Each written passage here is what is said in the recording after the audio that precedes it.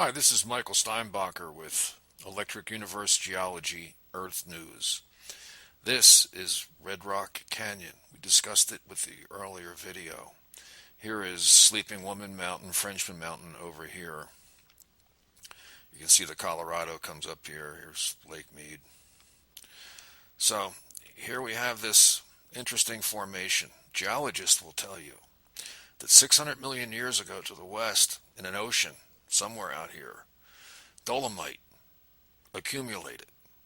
4,500 feet thick, 6,500 feet thick, and then it was thrust millions of years later on top of young Aztec sand dunes over here, and it covered them up. When I went to the park to get a geology lecture, they said it was limestone full of fossils, which I found interesting. I wasn't sure I could explain that. So I went to the BLM office down here, which actually runs the park, and I asked for the geologist. First, a woman came out and said she was from Georgia. She didn't know anything, so she said, "Let me get my boss. He's from here. He knows everything." So I asked him, "What's the deal with the limestone and the fossils?" And he says, "Well, it's not limestone, it's dolomite, and it's primarily unfossiliferous. It's called the Bonanza King Formation." I was like, "Oh, well, that's really different." So I went home and looked it up, and lo and behold, yeah, Bonanza King Formation is primarily unfossiliferous dolomite, and it's 4,500 feet thick in this neighborhood. In other places, it's up to 6,500 feet thick. So that doesn't really fit with what I was told.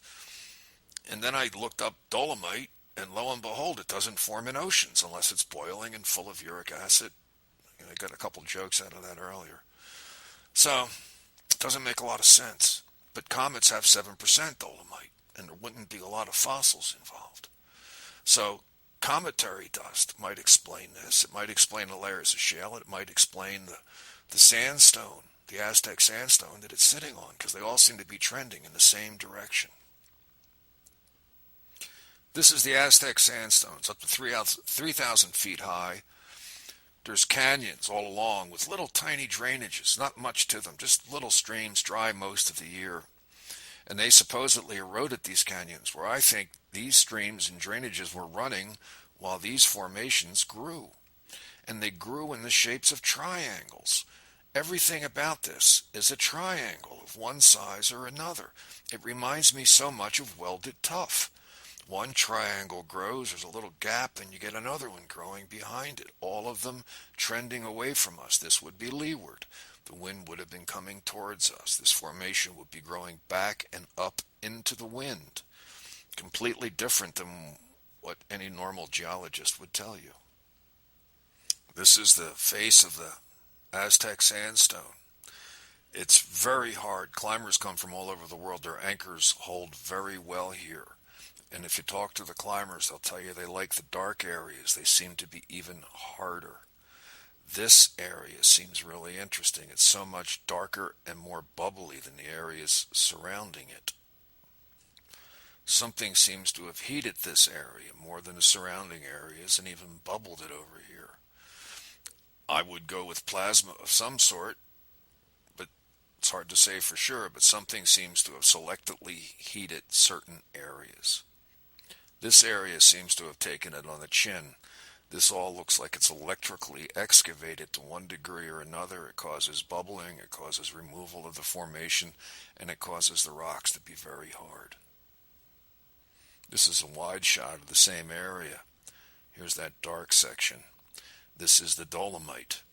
These are layers alternating primarily unfossiliferous dolomite, shale, and at the top it's extremely thick, very lithified, as if it was even hotter towards the end of the process, possibly because you have the same amount of plasma, current density, with diminishing amounts of dust. So the dust might get hotter if there's less of it to heat. I didn't come up with that, a friend did. I think it might be valid. You can see here where the Aztec sandstone has actually been covered by the dolomites, where the processes are coming together. Here in the background you can see the trending of the dolomite to the west and then later to the northwest. This shot shows the thickness of the cap rock. It's very, very lithified. This seems to be more like conglomerate down here. It's interesting in that this area trends to the west, this to the northwest, and as you come around, there's actually formations on this side, Lone Mountain, that trends more to the north and northeast. They claim that it broke off from this and sort of floated over. I see it more of as some sort of a vortex or an electrical filament, like watching the aurora when the filaments sweep around. This formation trends to the northeast. Same with this one. This is primarily dolomite. This is mostly dolomite with layers of welded tuff. It seems like there's a lot of electrical filaments pulling in material and sorting it and stacking it up very quickly into mountains. A really dynamic process. Thanks again for your attention.